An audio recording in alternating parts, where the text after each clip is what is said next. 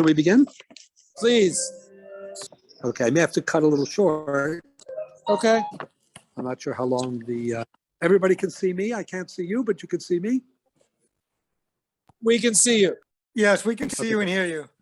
Okay, great. So we were discussing the mitzvah pigeon food. I want to finish up with this part of it tonight.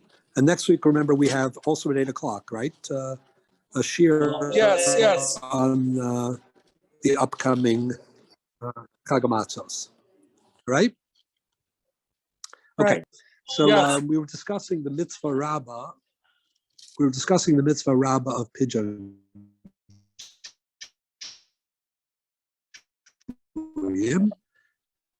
And what we mean when we say, it says that pigeon shurim, Gemara asks, how do you know that is? This is the second or third entry. Pigeon shurim mitzvah rabbah. Amalei rabbah l'rabbah bar mari. The pigeon shurim mitzvah rabbah. And the Gemara ends up saying, because the pasuk, which describes pigeon shvuyim, includes all sorts of, other issues, together with it. And the impression is that it is the worst of all, even though that seems a little bit, peculiar. And the Gemara says, "Kashevi kulu isnayu be," which means that when a person is is held captive, that he is really vulnerable or exposed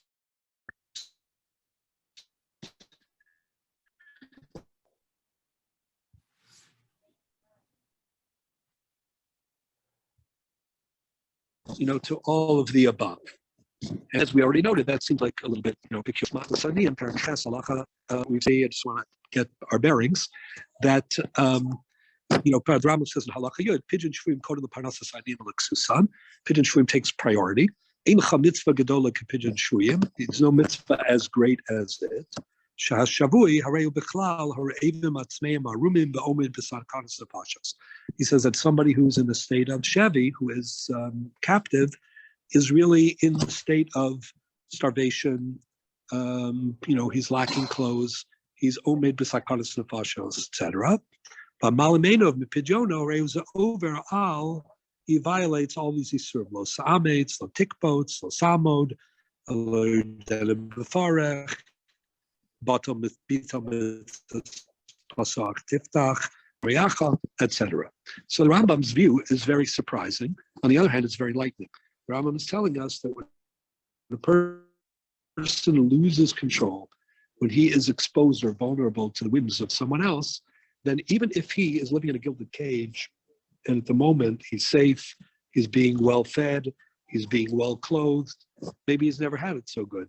But the very fact that he can't control, he can't protect himself, the very fact that his, ability, to, count on his next meal. Uncertainty. It's more than uncertainty. It's more than anxiety. It's a loss of control in areas that really define, human dignity and purpose of life. And therefore, in some respects, he is omei b'sakanas nefashos, and he's lacking all these things. So, he has them; they can be taken from him in a moment, and he only has them at the behest, at the based on the grace or the the generosity of someone who otherwise is depriving him of everything. So, when you're at the when you're at the whim of a dictator, then essentially you don't have anything, even if he happens coincidentally to be treating you properly. So what I'd like to show is that since this is a legal category and it's a formal designation, even though I think it's a very enlightening concept, as a result, what would happen if there was actual danger? Would that make a difference or not? So with that in mind, again, one would have thought if the point of the Rambam and those who paskin like him is that one is really in danger, then danger is not a factor that changes the rules of pigeon shvuyim because it's already built into the process. Everybody with me? Good. So, assuming yes. However, if this is a legal concept and a construct, and it's not a reality, then what happens if you also have the reality? So here's where I want to zero in on the Gemara in Masachet Gittin. So the Gemara in Gittin, this is on page 3, for those of you who have the Marmakomos. This is the famous Mishnah that says that there are limits how much you can ransom, how much you can pay, to liberate hostages. See, everybody thinks that's a issue for the 20th century, right? But there were policies, already in the time of the Mishnah. So the Mishnah says, this is on page 3 in our Marmakomos, it's the third entry. Ein podim shvuyim yesar kedei demeim. You cannot ransom for higher than the going amount. What is the going amount? That's a great question. So that's a discussion in Shulchan Aruch. In Reish Nun Beis, if you look at the Piskei Tshuva, he has different suggestions as to what really constitutes the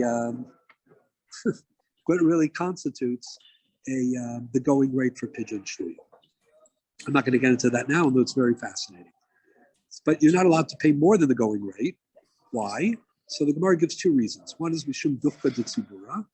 Duchka de tzibura means that we're worried that we're placing too much of a burden on the community. Or maybe there's another reason, and that is that we're concerned that if you pay too much ransom money, you will provide an incentive for more kidnapping. So in order to discourage hostage taking, they wanted to keep the ransom figures, within reason. Okay, sound familiar? Meaning the issue on the one hand, and the other hand, the problem of what we call deterrence. Rabbi, are we talking exclusively about the tzibur, and are we also talking about very wealthy individuals that's a great question. who would then become poor if they were to hand over? Is that another reason why there's a limit?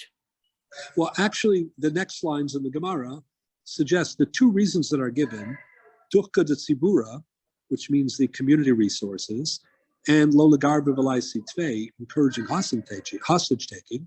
So the Gemara wants to prove it by focusing on a case where you had a wealthy individual who expended extra expense to ransom his own daughter. And what they're trying to prove, that's the next line. Tashma de Levi bar Darga, Parka lebarte, Betlesar Alfi din Rezav. He ransomed his daughter for a very enormous sum of money. And what the Gemara is trying to prove is, obviously then, the only limitation is Duchka de Tzibura, but if he wants to dip into his private fortune, who's going to stop him, right? But the Gemara isn't so certain about it. So that's exactly your question, where the Gemara says, we know this took place. We don't know whether he asked his rabbi, and the rabbi said, you're allowed to do it. Maybe he was just desperate and he did it. He didn't want to ask. So, but that's exactly the question you are raising. If we're worried about community resources, then individual who chooses, who elects to use his own resources has, every right to do so. If we're talking about discouraging, this kind of activity, so that even dipping into my personal funds is a problem because it still promotes, this kind of terrible, criminal activity. So that's the Gemara. Now,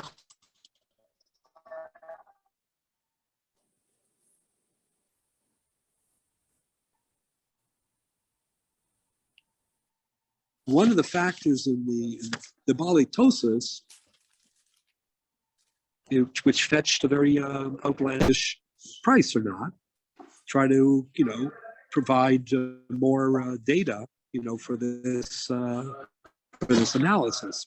So Tosa says, the next entry, Delola Garbi Belaisu, Tosa says, Hadatanya Beperak Nara, Nishbase Faim of Action, Menuara Sarba Dameha, this woman was captured. And they were asking 10 times the going rate, for her ransom. So Pam Rishon Podeh, the Gemara says that, if it's the first time that she was captured, then you're allowed to pay the excessive amount. So says Tosas, how could that be? That's against our Gemara. Our Gemara seems to say that you're not allowed to. Says Tosas, Shaini Ishto Dahava Kegufo Yoser Mibito Dahacha. Very fascinating Tosas. The first distinction the Gemara was weighing is if it's personal money as opposed to money of the tzibur. That's what you were asking about. Now the Gemara is making a different distinction. The Gemara is saying, if we're talking about ransoming yourself or ransoming your wife, we have a rule, Baal Ishto Kebal, right? I'm here at a wedding. So we take that very seriously. So the Gemara is saying, if it's a matter of, ransoming himself or ransoming his wife, that's not considered anybody else's issue. You can always, the big chiddush of Tosas, you can always treat that as a private affair, and you can pay whatever you want. Even a daughter, this already is not so simple. Even a daughter, on the other hand, comes under the rubric of the community policy. So that's what Tosa says. Al atzmo lo tiknu shalit and kol lo ba'ad nafsho, and therefore also al ishto. But al bito, there are other Rishonim who say any member of your close family. But It's a very interesting argument. Rabbi, Anyway, how can that be? Yeah. How can that be? Because one of the reasons not to go beyond a certain amount is not to encourage this kind of behavior. So Right. if someone takes upon himself because he wants to rescue his wife or his daughter or whatever, it's obviously going to encourage. And then the next time it won't just be Right, on him, but that's someone why else who doesn't have the money, and it will then become the Tzibbur's obligation. Well, so you're okay with the daughter. you're with the line and the wife. And the wife. So, but what it really shows is, we have, what we're trying to say is, listen, there are things that come under policy, and there are things that are just a private issue and a private problem.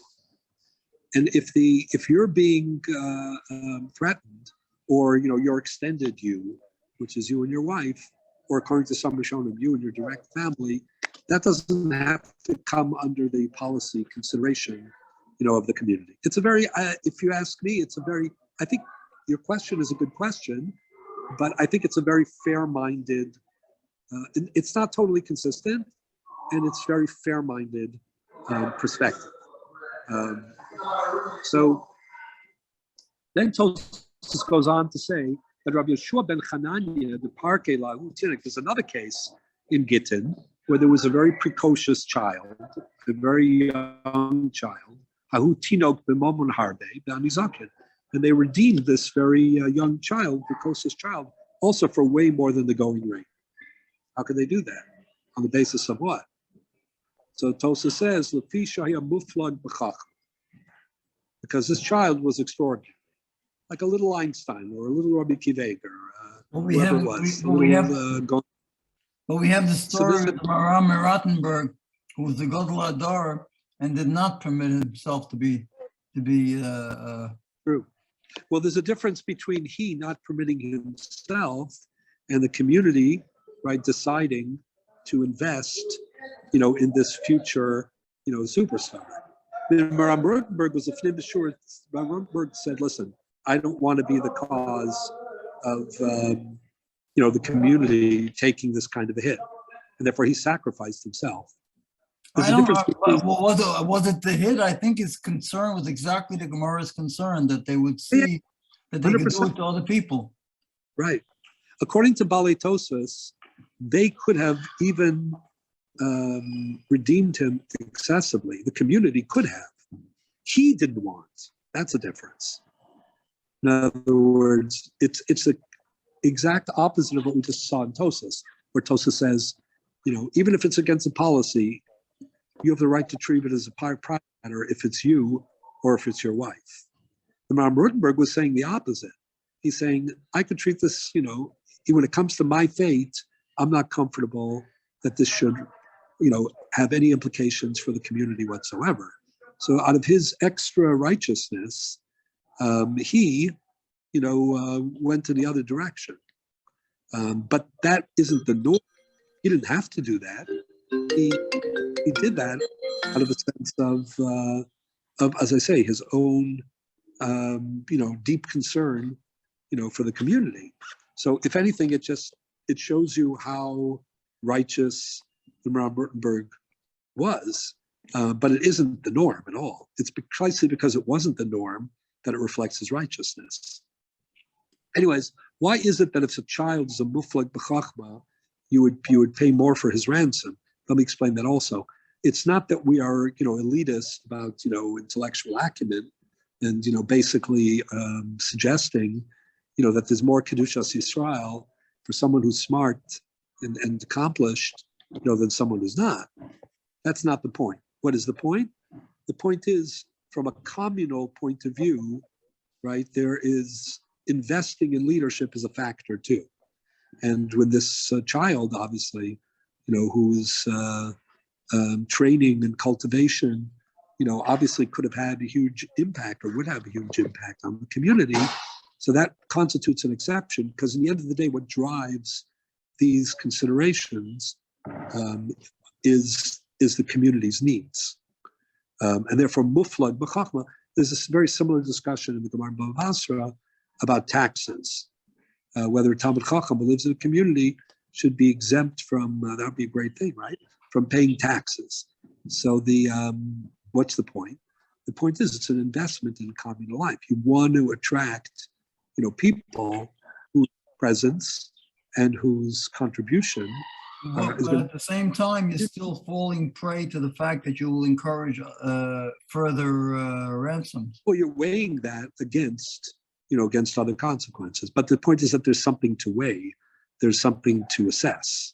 Whereas a regular individual comes under the rubric of the policy. We're saying, in this particular case, the damage, to community future is so incalculable. But actually, it's counterproductive because, for example, in the case of what occurred in the 15th century, I believe it was, with the Maram Rutenberg, they knew that by taking great leaders like him, they could get more ransom. Right. Well, that's why he put a stop to it. He felt that it was out of whack.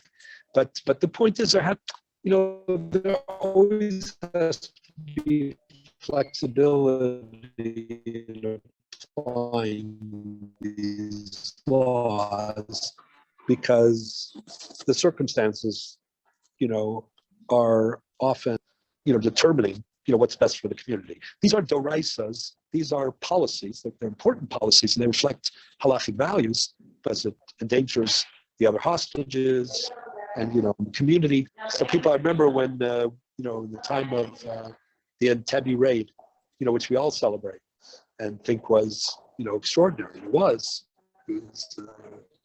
So, people discuss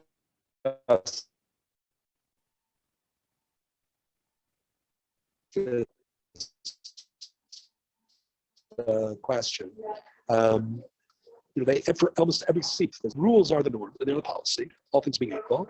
And the only thing that justifies changing the policy is when the considerations behind the policy itself are sometimes enhanced, by added flexibility. So with the Maram Rutenberg, they probably could have, been justified, for redeeming him, and he felt the opposite.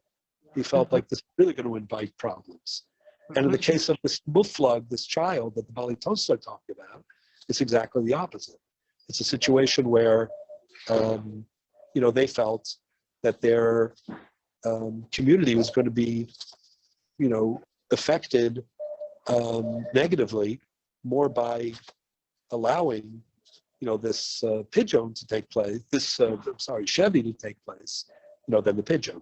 So it's very interesting. Anyways, what's also fascinating is the next view. So if you look at Tosin Gittin, Nun Chesam and Aleph, on that same case, Tosa says, Kol moment sheposken alav, ki ika sakanas nefashos, podin shvuyim yesral kedei demei. When there's sakana, then pigeon shvuyim can be even more than the amount. I'm reading the Parak HaSholeach. So the question is simple. According to the Rambam, who says that every case of Pidyon Shvuyim is a case of sakana, and the rules for Pidyon Shvuyim are you can't pay more than the going rate. So how can there be an exception when there's a sakana? It's always sakana. Everybody understand the question? Yes. Say it one more time. Good. According to the Rambam, every case of Shevi, you violate Lo Samer Al Dam Riacha, because we consider the person in sakana because he doesn't control his own destiny. And yet we have a rule that you're not supposed to ransom more than the going rate. So how can Tosa say, how can anybody say that when there's a sakana, then you can ransom for more? It's always a sakana. But don't different people have different values? What do you mean? What do you mean different values? Different people have different value to a community. No, we're talking about, we're trying to figure out whether or not somebody who is a captive is considered to be misukan, in danger of his life. So we're encountering a seeming contradiction. On the one hand, Rambam says every shavui is misukan, and at the same time, some of the Rishonim are saying the rules don't apply if there's sakana, but the norm is that there's sakana already. So I'll give you another example of it. In Shulchan Aruch, if you look on page 5, in the Almost, Shulchan Aruch codifies the words of the Gemara. The Gemara tells us that if there are multiple people who are held hostage, let's say an individual, his father, his Rabbi, his mother, okay? This is Sif Tes. Who the Aviv Rabo B'Shevi, who Kodem L'Rabo, Rabo Kodem L'Aviv, Imo Kodemes L'Kula. This is on page 5 in the Mar Makobos. Meaning, if there are multiple prisoners, so the mother takes precedence over everybody. Why? As the Mepharshim explained, because she's in greater danger. Right? Her dignity, her vulnerability, the women are in greater danger than men when it comes to Shevi. So the Shach in Yoredeya is troubled by this halacha. Why do we give priority to the women? After all, he says, Pirush afilu l'didei. The women get priority even over the individual himself. Afagav dechayev kodmin l'chaye aviv, v'rabo. Even though the halacha is that a person's own life, if you're, in a state of sakana, and you can save only yourself or only someone else, you're allowed to save yourself. So the Shach wants to know if a person is captive and his mother is captive, and he can only ransom one of them, he should ransom himself, or he has the right at least to ransom himself.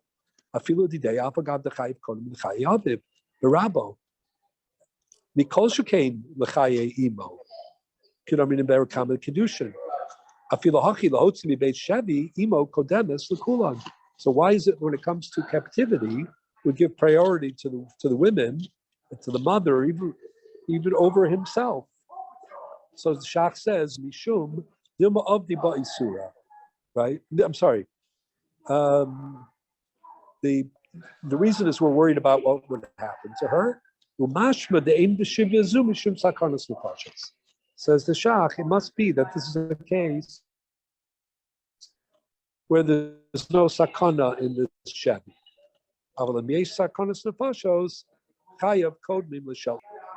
Then the obligation of the individual, then the salvation of the individual would take precedence over that even of a woman, even that of his mom. So the Birkei Yosef, the Chida, in his parish on Yoredeya, says, I don't understand. The Shach is quoting a Gemara. The Gemara refers to the standard case of Pidyon Shvuyim. But the standard case of Pidyon Shvuyim is Kulu Isnayobei. There's always sakana. So how can you say that the standard rule applies only when there's no sakana? Every standard Shevi, according to the Rambam, is sakana. This is exactly the same Well, question. there are different levels of sakana. There are people that are, in a room they can't see light and they're beaten up and taken advantage of. And there are people that go to a country club. I mean, there are different levels of jails, unfortunately. Right. So, but I think that's not the main issue. The main Well, I issue mean, is, sakana means that people are the beaten up main in issue is jail. as follows. Right. The main issue is as follows.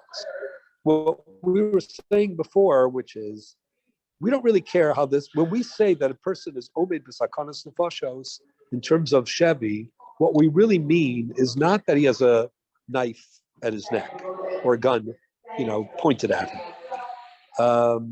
What we mean is that he doesn't have the ability to protect himself if his captor would decide instantaneously to turn on him.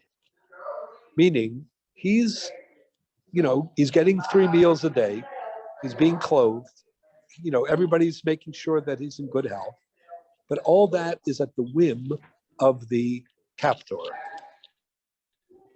So that has the legal status of being masukan, of being ra'ev, of being sameh, but it doesn't have the real experience of it, right? So what Tosas is saying is, what if there's say he's captive, and it's not just that legally he can't protect himself. Let's say he's actually being threatened. Or let's say he's captive. It's not only that he doesn't have the ability to make sure that let's say he's actually hungry. He's not getting the next meal. So in that situation, there are 2 aspects of sakana, or 2 aspects of tzedakah, or 2 aspects of ksus. There is the legal status of being a shabui, meaning you don't know where it's coming from, and therefore legally you are considered to be compromised. Your dignity has been stripped from you. Your telem elokim, has been diminished, etc. All of that is the case, and at the same time, in some cases, you actually are in that situation. So what the Rishonim are saying is there are 2 aspects. There's a dual concept here. Sometimes you only have the formal legal one, the inability, right, to exercise, self-control, and to control your own destiny. That's one situation. But in a situation where you're actually in physical, experientially, you're in danger, or you're hungry, or you're, malclothed, then in addition to that, we apply the dinam of sakanas nefashos. So that's the answer for this. Doesn't the halacha always Right? treat safek nefashos as the same as in other words, the halacha basically throughout the Talmud creates a safek of the possibility of pikuach nefesh, the same as pikuach nefesh. Right, but there's not really. There has to still be, something more concrete in terms of actual pikuach nefesh. That's what I'm saying. The chiddush of pidyon shvuyim is that it's considered that even without the experience. Typically, if you have you're in danger, we're not sure how much danger you're safek in danger, But safek in danger doesn't mean a case where they could turn on you. It's where the experience already has put you in safek danger. You know what I'm saying? So all I'm trying to explain is that for Tosas, for the Rambam, we have this in another Rambam as well. I'll just give you one other example.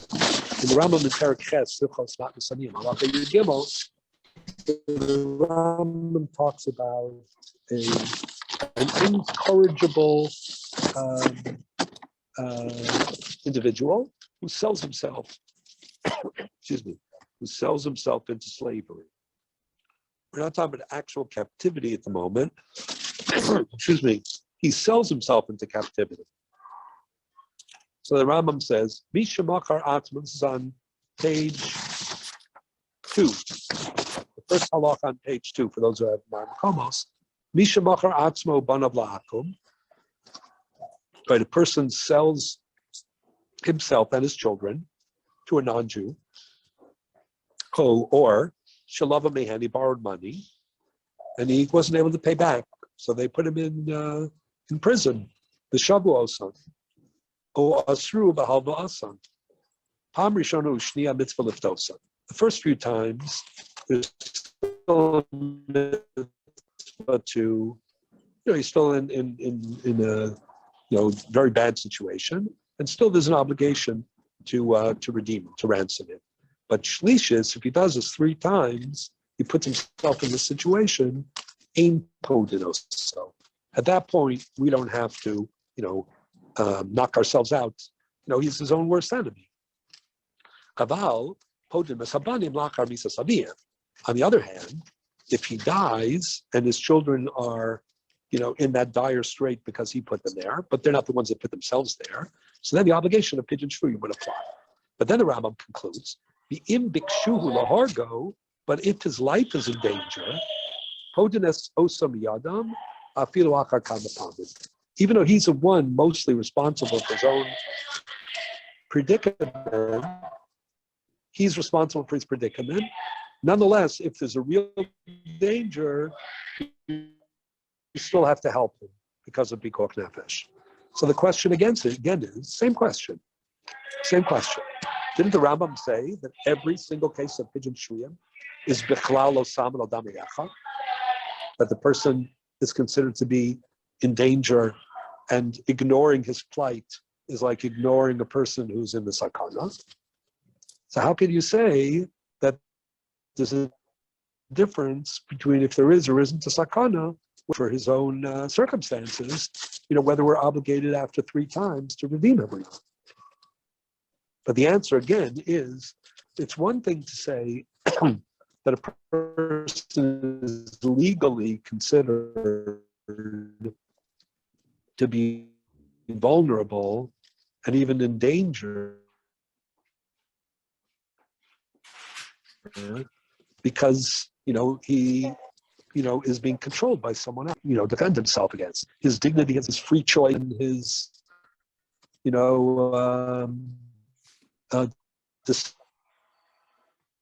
decision making. All of that has been, therefore the urgency of extra equivalent of Sameh and Rahav and Aram and Omega Sakana. But when he's actually being threatened and he's actually hungry and he's actually, in reduced, impoverished circumstances, so in addition to the legal status of pidyon shvuyim, there's a tzedakah, there's a din of bikuach nefesh. And this might also explain another very interesting issue that the poskim raised. So if you look in the in Halacha Yud Gimel, there's a very interesting discussion of the Rabbi. It's a little bit late, so I'm not going to read it inside. I'll just tell you mostly what it is, and that's the following: the Gemara in Gittin says that in Guber Lahachis, somebody who is rebellious and rejects the religion. We talked about Mumar Lahachis, when we learned Chulin and other things. So a Mumar Lahachis is not somebody who you have to be poda. If he's a Mumar Lahachis, you don't have to ransom him. Okay. What about a Mumar L'Teyavon? What is a Mumar L'Teyavon? Mumar L'Teyavon is somebody who is greedy, and therefore he steals. He's not trying to make a point. We're talking about pidyon shvuyim and why they got there? I'm sorry, I'm confused. So I'm going to give you 2 scenarios. Number one, why he got there. Let's assume why he got there. He stole money, or he did something that provoked. He did something that he shouldn't have done that provoked. But it's still a mitzvah of pidyon shvuyim, and we don't determine people's punishments. Hashem does that. So what's the difference? Great question. So there is a discussion in the Rambam. The Rambam says that for Mumar Lahachis, there's no pidyon shvuyim. A Mumar Lahachis. Really? And a Mumar Lahachis. Mumar Lahachis means, he's spitting on the religion. A Mumar L'Teyavon, the Rambam says, you could, not clear whether the Rambam says you could or you should redeem him. So the Radvaz in Halacha Yud Gimel quotes a view. I'll just quote that line for you. Ra'isi Misha Kasav, says the Radvaz, this is in the middle of the entry on page, 1 second. Okay, what page this is on? Page 2. So the Radbaz says, Ra'isi Misha Kasav, Shadas Rabbeinu. I saw people saying that the Rambam's view is Shahamumar Ochel Velos L'Teyavon, that if a person is Ochel Velos L'Teyavon, meaning he eats tray for food, he steals. He's not a rebel. He's just a victim of his Yetzer Hara. Victim is maybe too strong a word. He's ruled by his Yetzer Hara. Ein chayavim liftoso. That some people understand that the Rambam holds that you're not obligated to redeem him. That's assuming he was educated properly, right? That's assuming he was educated Amar properly. Okay, let's assume. We're told that you're not allowed to redeem someone who's a mumlahachis, right? The lo ka'amar doesn't say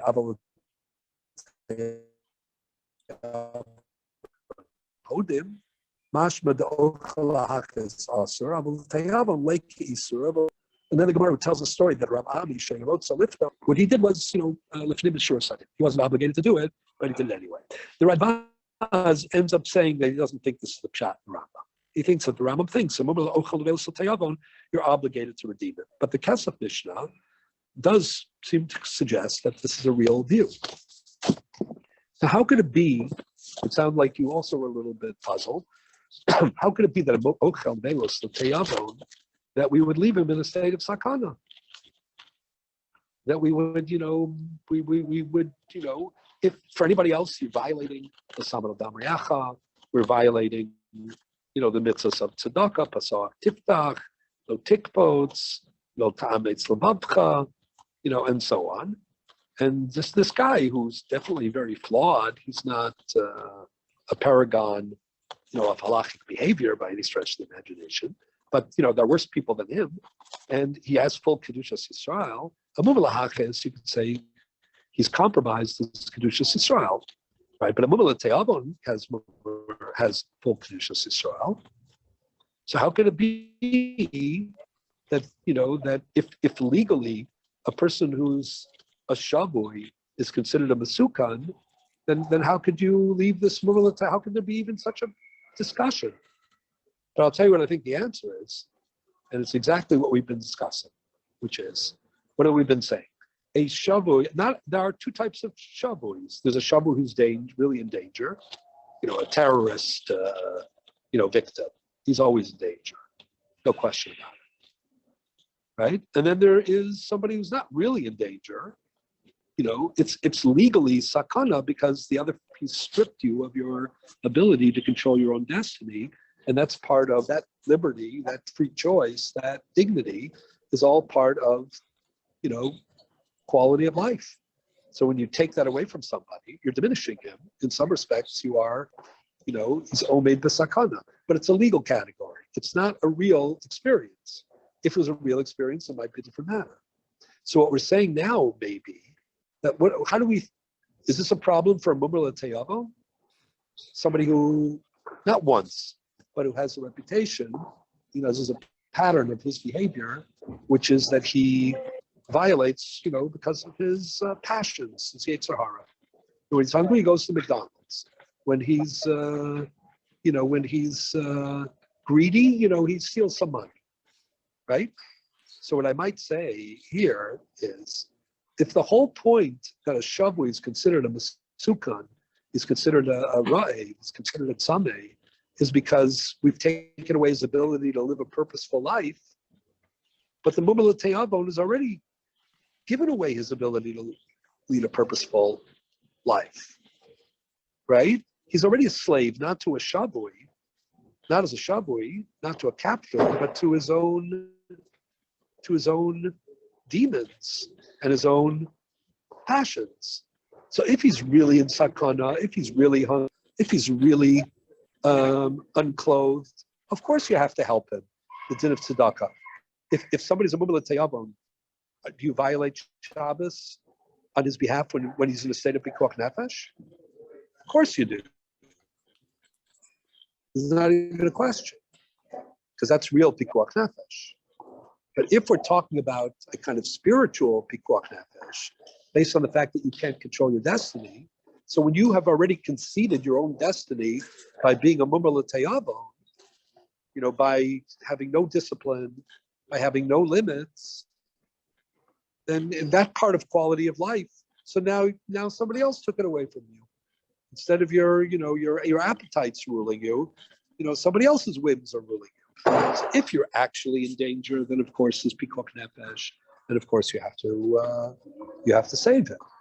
But if the whole point is his quality of life, his dignity, his selam elokim, then he's already forfeited that, or at least temporarily in the present he's forfeited. He's going from one slavery to another slavery. Next week we'll speak with Hashem about the upcoming Chag HaMatzos, but the truth is it's very related to this issue. The cherus of Chag HaPesach is ein ben chor ne'elam yishosek b'torah b'mitzvos. Cherus is not just political liberty, right? It doesn't just mean that you're unshackled, you're not slaves. Cherus is a mentality, and it gives you the opportunity. Halu avdei Hashem, below avdei paro. It gives you the opportunity to live a life of service to the Rabbanu Shalom, and that's why Korban Pesach, all these things that we'll discuss next week. But that's why these things are so important. If a person succumbs to all temptations and he doesn't have a code of life or a higher calling, that's also slavery. That's avodim la'avodim, in a different sense, and that's what Sa'or Shabba'isa, is all about. So even as we begin the Chodesh Nisan, we look forward to next week discussing further some inyanim of the upcoming Chag HaMatzos. It's it's very illuminating, to study the dinim of Pidyon Shvuyim and to recognize that the halacha puts tremendous stock in personal freedom and dignity, but the reason it does that is because it values a life of spirituality and purpose and helping others and being disciplined, as an Obed Hashem. And therefore, there's at least as an open, interesting question, whether a mumma l'teyavon, gets the benefit, of that, very lofty perspective, or he hasn't kind of forfeited it, already, even though if his real pikok nefesh and real need for tzedakah, of course, we'll apply, those laws. And in light of this, we can also understand one other thing, and with this we'll conclude for today, and that is the words of the Shulchan Aruch that we began to discuss last week. So the Shulchan Aruch says, this is on page, one second.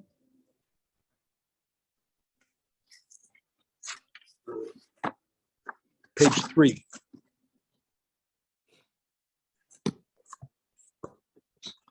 Page 3, you have Siman Reish and Beis Sif Aleph through Dalet. You have Sif Aleph. The second to last line, we discussed it last week, but I didn't get to finish it. The Shulchan Aruch says, "Umikol makom hanoder sela l'tzedakah ein pidyon shvuyim bechlal." If a person pledged money to tzedakah, then he gave money to pidyon shvuyim, it doesn't count. The question is, why doesn't it count? Now, the same Shulchan Aruch says in the very next halacha that if you ignore the opportunity of pidyon shvuyim, you violate all sorts of isurim, including the isur of tzedakah. So there is a very strong bond between tzedakah and pidyon shvuyim. So how could you say that if you give money for the cause of pidyon shvuyim, it doesn't count?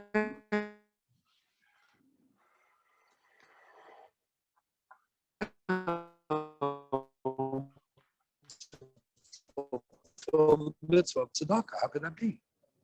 But according to everything we need to speak that we're talking about, plight of some unclothed, someone who really is undernourished, somebody who is actually fearful and in danger imminently of his life.